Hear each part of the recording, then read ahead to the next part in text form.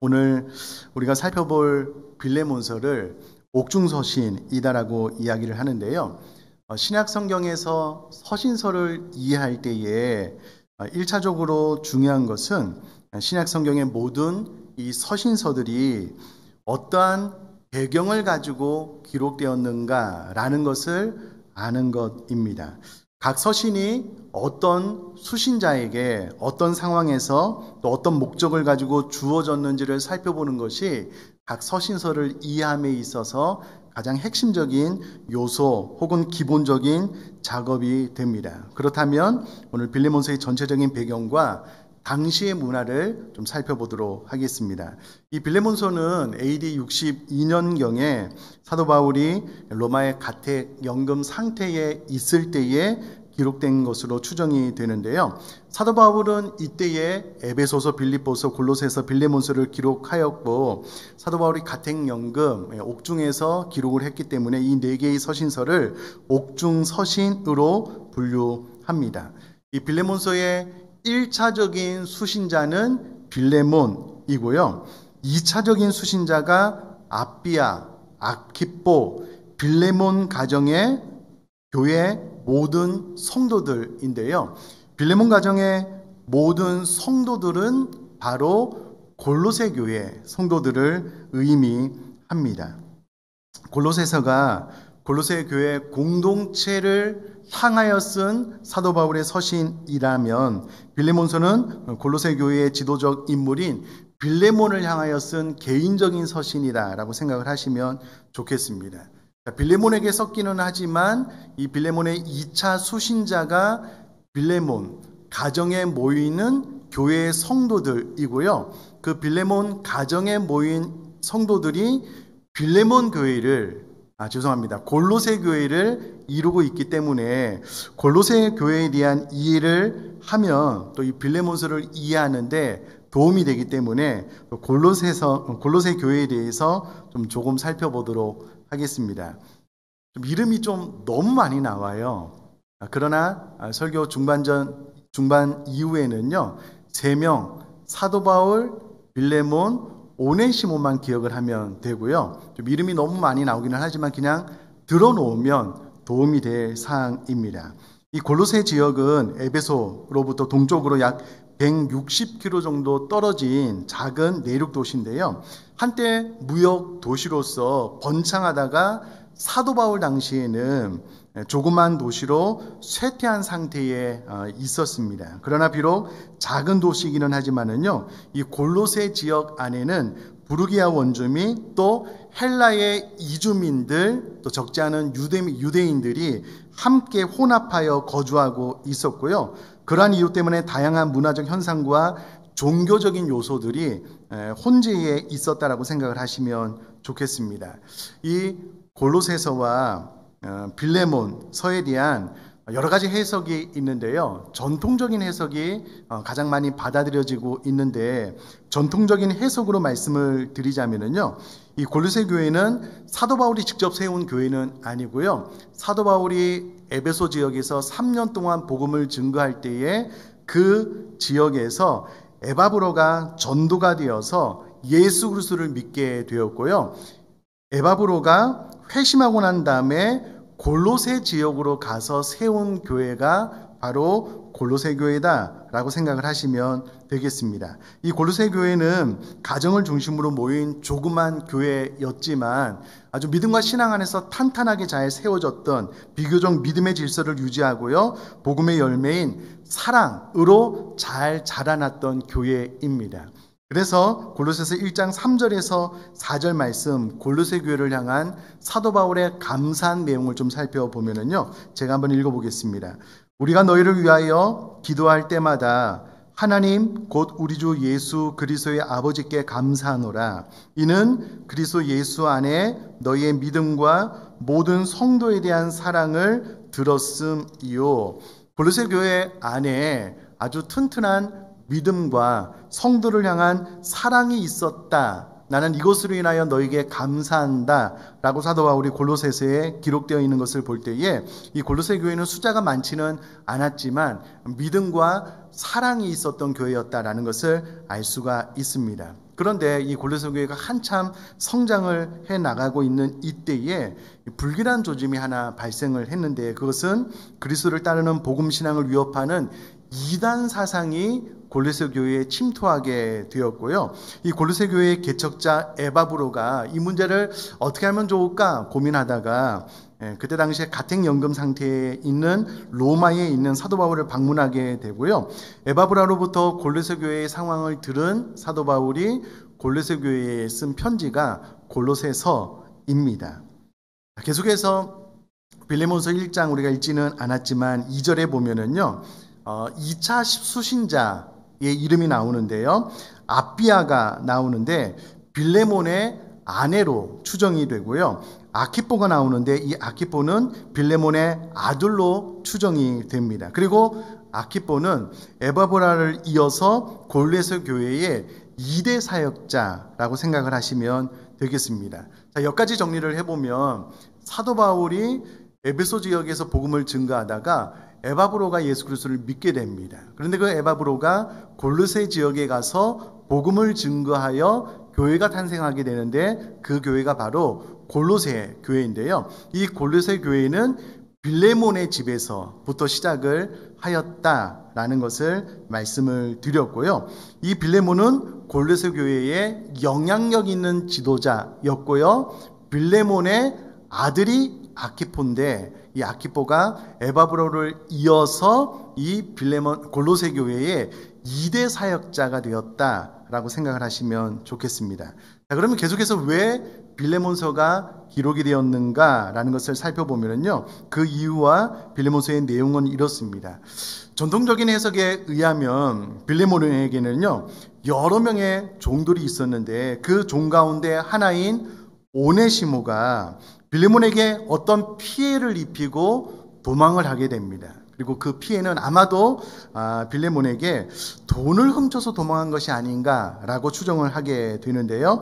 어찌되었건 이 빌레몬에게 종이었던 오네시모가 돈을 훔쳐서 도망을 가게 되는데, 신기하게도 그 도망간 종 오네시모가 사도 바울을 만나게 되고요. 사도 바울에게 복음을 듣고 회심하게 되고 사도 바울을 돕게 됩니다. 그런데 알고 보니까 그 오네시모가 자기가 알고 있었던 빌레몬의 종인 거예요. 그래서 사도 바울은 빌레몬으로 하여금 도망친 종 오네시모를 용서하고 주 안에서 사랑함으로 형제로 받아들여서 그를 존중해 주기를 부탁하는 이제 개인적인 서신이 바로 이 빌레몬서다라고 생각을 하시면 되겠습니다. 당시의 법과 관행에 따르면은요, 주인의 돈을 훔쳐 달아난 종이 붙잡힐 경우에는요, 사형에 처해지게 되었습니다. 그러나 사도 바울을 만나서 회심한 오네시모는 이제 복음을 믿고 새 사람이 되었을 뿐만 아니라 사도 바울에게 도움을 주는 사람으로 변화되었기 때문에 사도 바울은 오네시모의 잘못이 있다면 내가 그 빚을 책임지고 떠안겠다. 그러니 빌레몬, 당신이 오네시모에게 용서와 선처를 해주면 좋겠다라고 간곡하게 부탁하는 서신이 바로 이 빌레몬서입니다. 우리가 현재를 살아가는 이때에 당시에 이 종, 노예에 대해서 어떻게 대우, 처신을 했는가, 이게 문화를 이해하는 것이 중요하기 때문에요. 당시의 종에 대한 문화를 좀 살펴보겠는데요. 헬라 세계에서 우리가 잘 아는 아리스토텔레스가 이렇게 이야기를 했습니다. 노예를 움직이는 재산 항목의 하나라고 이야기를 했습니다. 그때 당시에 종, 노예는요, 움직이는 재산 항목 가운데 하나였고요. 이것은 당대 사람 대부분의 생각을 반영하고 있는 말이었습니다. 당대의 노예는요, 물건으로 보는 이러한 인식이 그때 당시에 상식이었고요. 노예를 물건으로 보는 이러한 인식은 법전에도 그대로 반영이 되어서 기록이 되어져 있습니다. 이때 당시에 노예는 일반적으로 두 부류로 나눠서 이해를 할 수가 있는데요. 하나는 농장이나 광산 노예고요. 또 한 부류는 간의 노예입니다. 전자는 농장이나 광산에서 일을 했던 노예들은요, 대부분 전쟁, 포로로 이루어졌거나 죄수로 이루어졌습니다. 그들은 가혹한 대우를 받았고요. 노예 신분에서 해방될 가능성은 전혀 없었습니다. 그러나 간의 노예는요, 이 주인의 가정사에서 다양한 역할을 맡았는데요. 숙련된 노예는 신분 상승의 기회도 보장받았던 적지 않은 그런 대우를 받았기 때문에 이때 당시에 일부러 자원에서 간의 노예가 되는 사람들도 있었습니다. 일단 간의 노예가 되면은요, 그 주인으로부터 보호를 받았을 뿐만 아니라 그가 일을 잘해서 주인에게 인정을 받게 되면 신분 상승의 기회도 붙잡을 수 있기 때문에 자원에서 간의 노예가 되는 경우도 있었다라고 합니다. 오네시모는 간의 노예로서 아마 빌레몬 집에서 행정 업무를 담당을 했을 텐데요. 뿐만 아니라 소소한 가정사까지 적지 않은 일을 감당을 했을 텐데 이 빌레몬이 오네시모가 빌레몬 집에서 아마도 이제 돈을 훔쳐서 도망가게 되는데 이때 당시에 빌레몬에게 오네시모가 유일한 노예는 아니었을 겁니다. 이 말은 빌레몬에게 적지 않은 노예들이 있었다라는 것을 추정을 해볼 수가 있습니다. 자, 조금만 더 살펴보면은요, 오네시모가 도망 노예라면 그와 접촉한 사람은 20일 안에 신고하지 않으면 벌금을 내야 되는 법이 있었습니다. 이것은 모든 로마인들이 받아들이고 이해했던 사실이었을 것입니다. 이때 당시에 도망 노예를 숨겨주는 자는요, 절도범이 되었고요. 원로원에서는 도망 노예를 그 누구라도 보호해주지 못하게 하는 법령을 발표했고 20일을 넘기게 되면 그 사람에게 벌금을 확정했기 때문에 그 누구도 노예를 보호해 줄 수 없는 그런 환경이었습니다. 그러나 20일 내에 도망 노예를 주인에게 돌려보내거나 판사 앞에 세우게 되면은요, 원로원은 그들의 죄를 용서해 주게 했습니다. 자, 따라서 도망 노예가 주인에게 피해를 입히고 어딘가 피신해서 편안하게 살아갈 가능성은 거의 없었습니다. 일단 도망 노예가 되어서 붙잡히게 되면은요, 사형에 처해지게 됐기 때문에 그가 주인에게 피해를 입히고 도망가서 행복하게 살 가능성은 거의 없었다라는 겁니다. 자, 이런 상황을 좀 더 펼쳐놓고요, 우리가 높은 곳에서 이 상황을 좀 살펴보는 시각을 가졌으면 좋겠는데요. 한 번 더 정리를 해보면 이 빌레몬은요, 사도 바울이 복음을 증거해서 회심한 에바브라가 골로새 지역에서 복음을 증거해서 회심해서 교회가 생겨졌는데 그 골로새 교회의 지도적인 역할을 했던 자가 빌레몬이었고요. 그 빌레몬은 사도 바울에게 복음의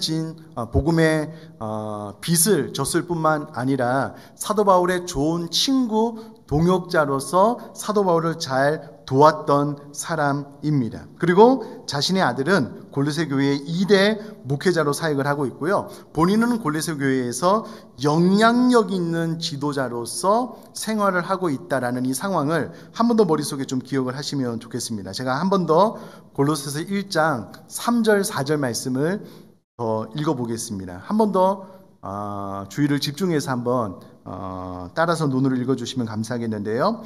우리가 너희를 위하여 기도할 때마다 하나님 곧 우리 주 예수 그리스도의 아버지께 감사하노라. 무엇을 감사하는가? 이는 그리스도 예수 안에 너희의 믿음과 모든 성도에 대한 사랑을 들었음이요. 자, 여기에서 사랑이라는 단어를 원어로 찾아보면은요, 아가페, 하나님의 무조건적인 사랑, 신적인 사랑이 있었다라고 사도 바울이 이야기를 하는데요. 이 골로새 교회는 두 번의 큰 지진으로 인해서 경제적으로 큰 어려움에 처한 사람들이 있었는데 그 어려움에 처한 사람들 혹은 골로새 교회의 성도들을 향하여 골로새 교회가 신적인 사랑을 가지고 잘 은혜와 긍휼과 사랑을 베풀었다라고 사도 바울이 이야기를 해주고 있는데요. 이것은 초대교회에 나타났던 아름다운 사랑의 나눔을 떠올릴 정도로 신적인 아가페적인 사랑이다 라고 사도 바울이 이야기를 하고 있습니다. 자, 그만큼 골로새 교회에 지도적인 역할을 했던 빌레몬과 그의 아들 아키포가 골로새 교회에서 목회를 잘 했기 때문에 이와 같은 사랑을 베풀었다라는 것을 알 수가 있습니다. 자, 그런데 생각지도 않게 문제가 발생을 했는데 자신의 노예, 종이었던 오네시모가 자신에게 피해를 입히고 도망을 간 거예요. 앞서 말씀드렸다시피 당시의 법과 관행에 의하면, 상식에 의하면 이 종은 사형에 처해야 됐고요. 이를 본보기 삼아서 본인에게 적지 않은 종과 노예가 있었기 때문에 다른 종들도 이와 같은 피해를 입히지 못하게 해야 됐을 것입니다. 그런데 지금 자신의 눈앞에 자신에게 피해를 입히고 도망갔던 오네시모가 있는 거예요. 성경에 정확하게 이 상황에 대해서 기록하고 있지만 제가 그냥 창조적인 상상력을 좀 발휘를 해보면 아마도 오네시모가 사도 바울에게 편지 한 통을 받아서 전달을 해주는데 오네시모 입장에서는 자신의 생명이 달린 문제이기 때문에 아마 그 앞에 무릎을 꿇고 편지를 전달을 해줬을 것 같아요. 눈앞에 오네시모가 있는 거예요. 여러분, 골로새서를 통해서 알 수 있는 것처럼 이 빌레몬과 그의 아들 아키포가요, 골로새 교회에서 목회를 잘 했다라는 것을 어떻게 알 수 있냐면 골로새 교회 성도님들과 그 지역의 두 번의 지진을 만난 이들에게 신적인 사랑을 베풀었다라는 것을 통해서 목회를 잘했다는 것을 알 수 있는데, 근데 교회가 빌레몬 가정에 있는 거예요. 집에 있는 거예요. 그러면 유추를 해볼 수 있는 것은 빌레몬이 그의 종 노예들에게도 동일하게 신적인 사랑을 베풀었을 겁니다. 그렇지 않았을까요? 자, 그러면 이렇게 생각을 할 수가 있겠죠. 본인의 교회, 본인의 집에서 교회가 세워졌는데 적지 않은 이들이 예수 그리스도를 믿어서 돌아오고 있고요. 정말 말씀 그대로를 잘 받아서 신적인 사랑을 잘 베풀고 있는데 그의 종과 노예들에게도 그와 같은 무조건적인 아낌없는 사랑을 베푼 거예요. 그런데 그의 종이었던 오네시모가 빌레몬의 뒤통수를 치고 돈을 훔쳐서 도망간 거예요. 그때 관행과 상식에 의하면 이와 같은 종은 사형에 처해야 됐거든요. 그것이 그때 당시에 상식적으로 일어난 일이었거든요. 근데 오네시모 편에 편지가 하나 들려져 있는 거예요. 성경에 그렇게 기록된 건 아닙니다. 제 창조적인 상상에 의하면은요. 그리고 오네시모가 무릎을 꿇고 편지 하나를 전달을 해주는데 그 내용이 이런 거예요. 서론에 골로새 교회를 향하여 또 빌레몬과 그의 아내와 아들을 향한 사도 바울의 칭찬과 격려가 있습니다. 이 노 사도가 감옥에 갇혀 있는 상황에서 명령할 수도 있지만 간곡히 부탁을 하고 있는 편지를 지금 빌레몬이 보고 있는 거예요. 빌레몬서 1장 15절 말씀을 공동번역본으로 읽어보면요, 그가 잠시 동안 그대에게 떨어져 있었던 것은 아마 그를 영원히 그대의 사람으로 만드시려는 하나님의 섭리인지도 모릅니다. 이렇게 해석을 해놓고 있는데요, 이런 말 아니겠습니까? 어떻게 너로부터 도망 나온 오네시모가 어떻게 흘러 로마까지 오게 되었는가? 그리고 로마에 있는 나를 만나게 되었는가? 나를 통해서 오네시모가 거듭나고 회심하게 되었는가? 그리고 내가 어떻게 너에게 이와 같은 서신을 보내게 되었는가? 이것은 어쩌면 하나님의 섭리가 아니겠는가? 이렇게 고민을 하고 있는 겁니다. 21절 말씀 또 제가 한번 읽어보면요, 나는 내가 순종할 것을 확신함으로 내게 썼노니 내가 말한 것보다 더 행할 줄 아노라. 지금 빌레몬에게 대한 절대 신뢰를 말하고 있는 노사도의 편지를 빌레몬이 읽고 있는 거예요. 아마 상상을 해보면 빌레몬의 마음속에는요, 복음과 상식, 복음과 관행이 서로 부딪혀서 거대한 충돌, 갈등이 그 마음속에 일어나고 있는 것 같아요. 특별히 그의 종들에게 신적인 사랑을 베풀었는데요. 오네시모가 빌레몬에게 뒤통수를 치고 자신의 돈을 훔쳐서 도망을 갔다면 그 내적인 배신감이 있을 거잖아요. 아마 빌레몬이 그의 종들에게 애정이 없었다면, 사랑이 없었다면 모르겠어요. 그러나 그 어느 때보다도 더 애정과 사랑을 가지고 신적인 사랑을 그의 종들에게 베풀었는데 오네시모가 빌레몬의 뒤통수를 치고 돈을 훔쳐서 도망을 간 거예요.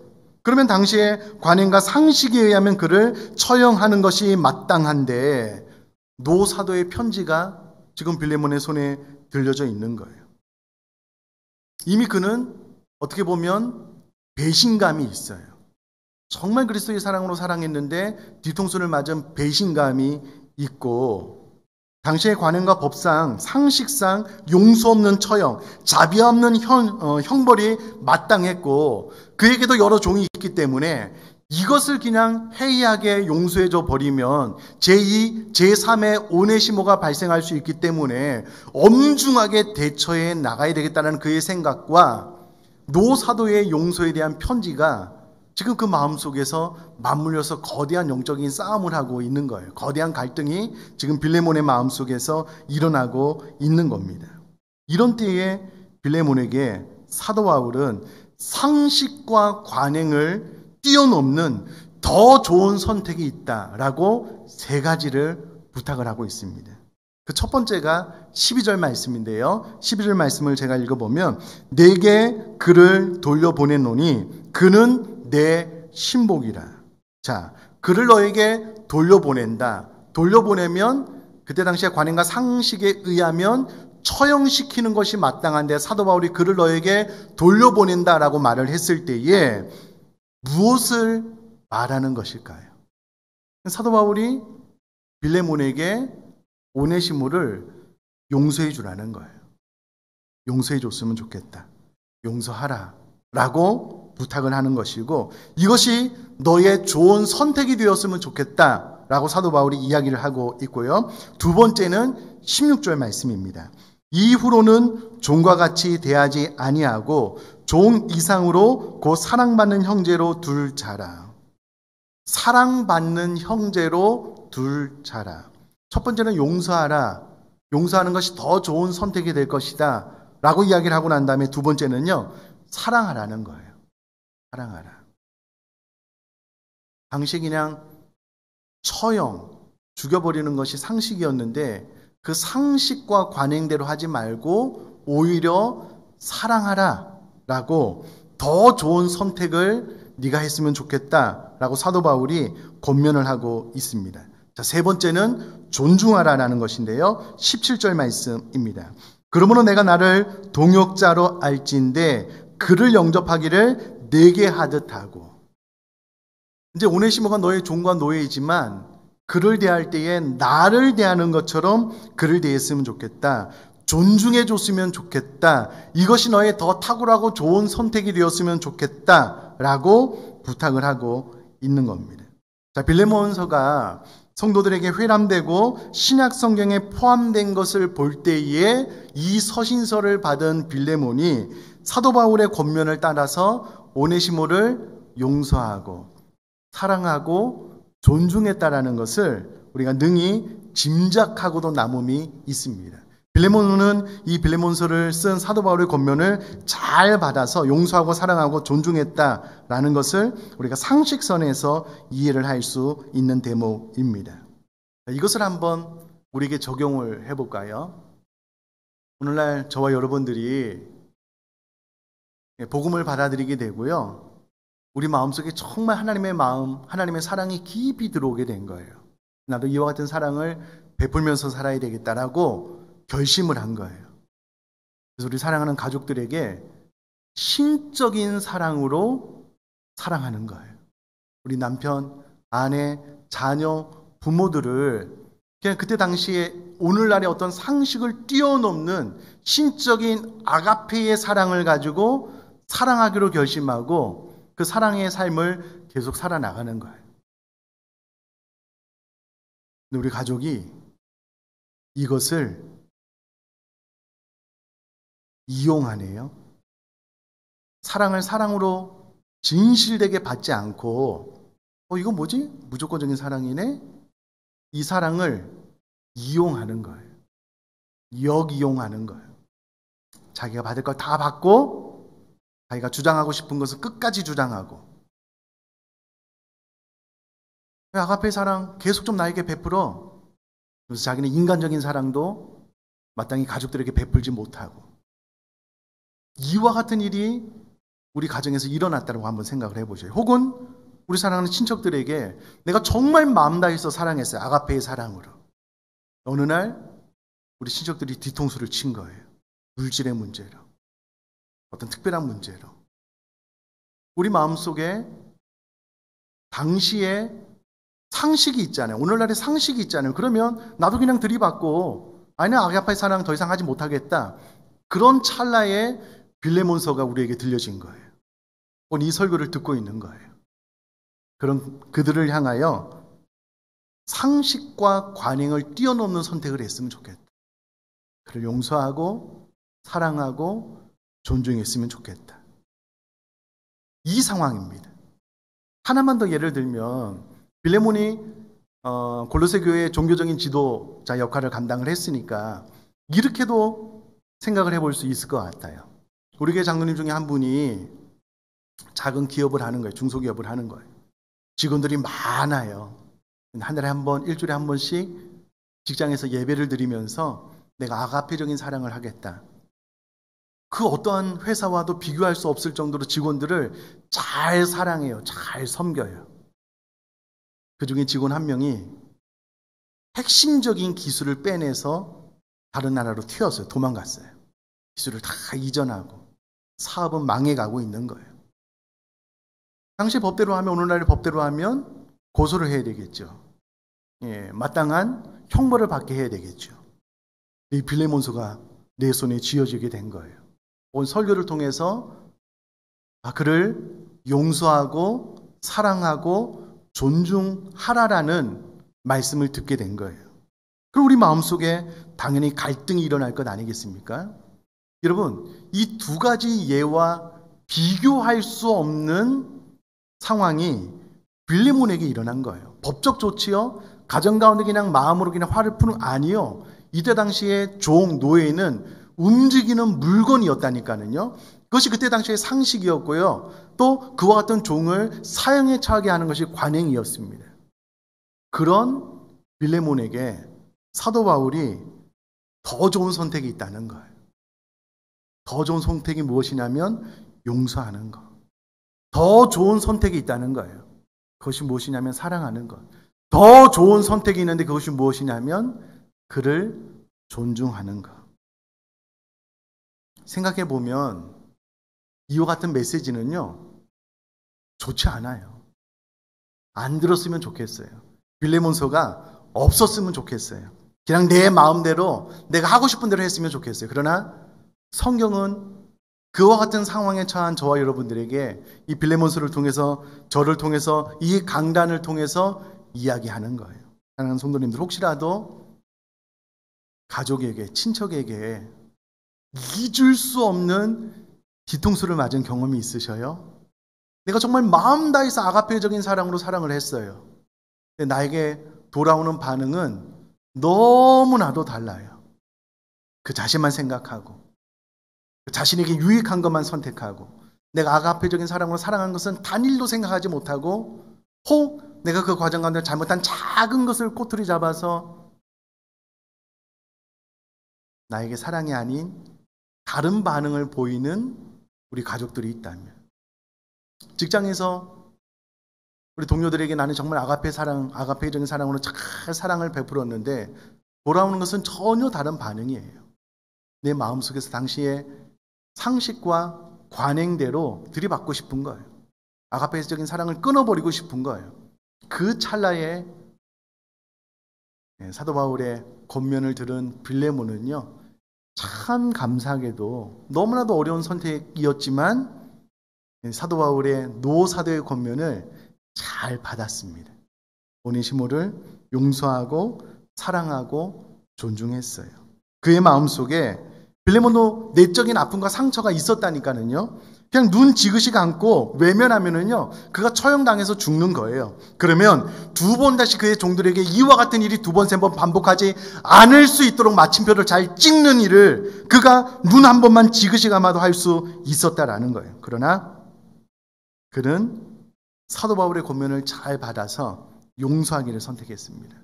사랑하고 존중할 것을 선택했다면 저 여러분들의 삶 가운데 이와 같이 상식과 관행을 뛰어넘는 선택이 저 여러분들의 삶 가운데도 늘 있어질 수 있기를 주님의 이름으로 축복합니다.